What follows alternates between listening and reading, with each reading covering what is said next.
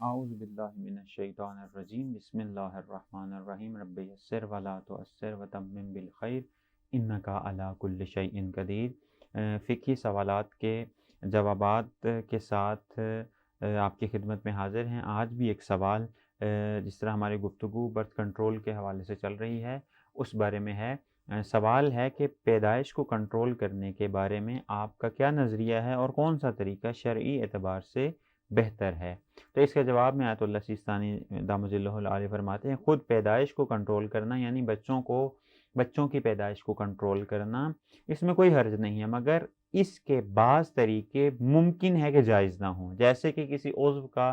قطع کروانا یا بیکار کر دینا، یا جیسے نطفہ ٹھہرنے کے بعد اس کو ضائع کرنا جو کہ احتیاط واجب کی بنا پر جائز نہیں ہے۔ اسی طرح اگر کسی نامحرم کا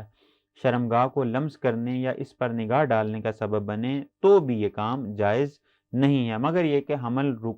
روکنا ضروری ہو اور دوسرا کوئی رستہ باقی نہ ہو تو جائز ہے۔ یعنی آیت اللہ سیستانی دامت اللہ علیہ فرماتے ہیں کہ دیکھیں پیدائش کو کنٹرول کرنا، تولید نسل کو کنٹرول کرنا اس بذات خود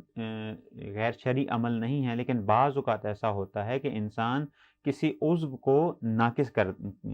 کروا لیتا ہے یا کسی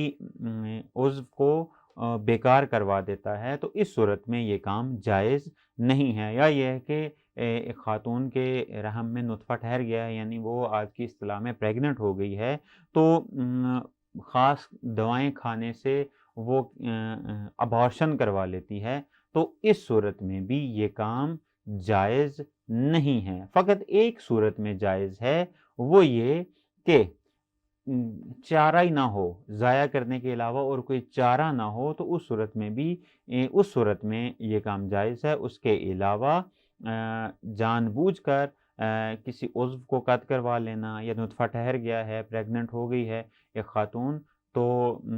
دواؤں کے ذریعے سے وہ ابارشن کروا لیتی ہے یا بچہ ضائع کر دیتی ہے، تو یہ بھی جائز نہیں ہے۔